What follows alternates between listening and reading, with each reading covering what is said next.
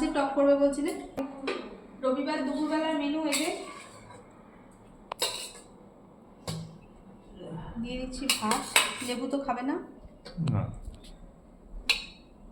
তোমারটা আগে দিয়ে দিই, তারপর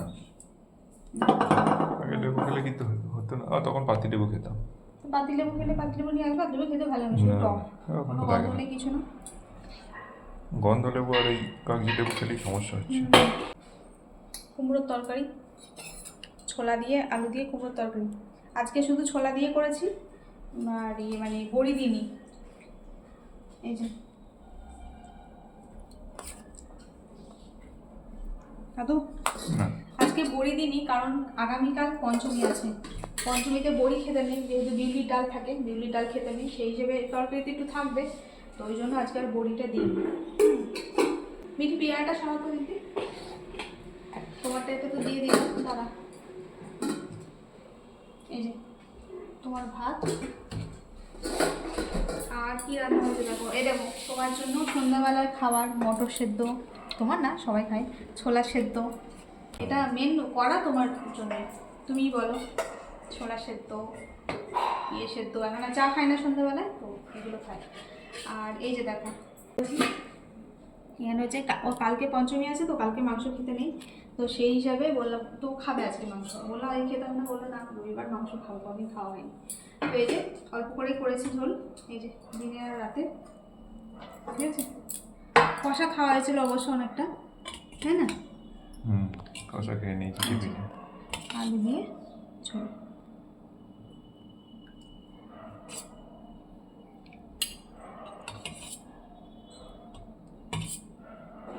ঝোলটা এখন ভালো লাগছে, তো সেই হিসেবে।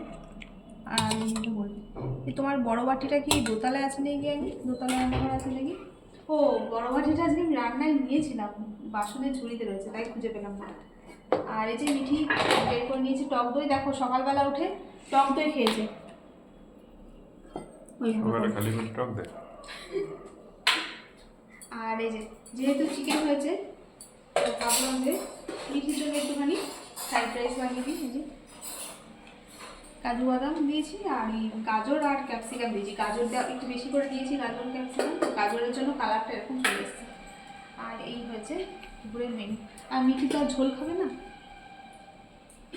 দই বাটি নিয়ে চলে যাবে, ওই জন্য মিঠির জন্য এই যে কষা। কষা আমরা যখন খেলাম সেই কষাটা তুলে রাখলে ভালো হতো, কিন্তু মশলাপাতি দেওয়া হয়নি, জল দিয়েছিলাম, আবার সেই ফুটিয়ে তারপর লাস্টে আবার ঝোল সহ তুলে একটা কষা করলাম। এর পরের দিন থেকে কষা করতে করতে ওর মাঝে তুলে রাখতে হবে, বুঝলে? কষার খেতে ভালো লাগছিল তো। হ্যাঁ তখন ভালো লাগছিল, বলো কষাটা সুন্দর হয়েছিল, সেটা রাখলেই ভালো হতো, তখন খাইনি, তখন মুড়ি মাথা খেলো। যাই হোক চলো,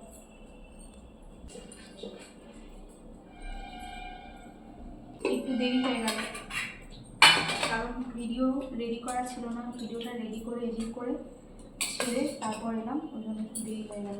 কিন্তু মাছের টক করবে বলছিলে, মাছের টক করবে বলছিলে,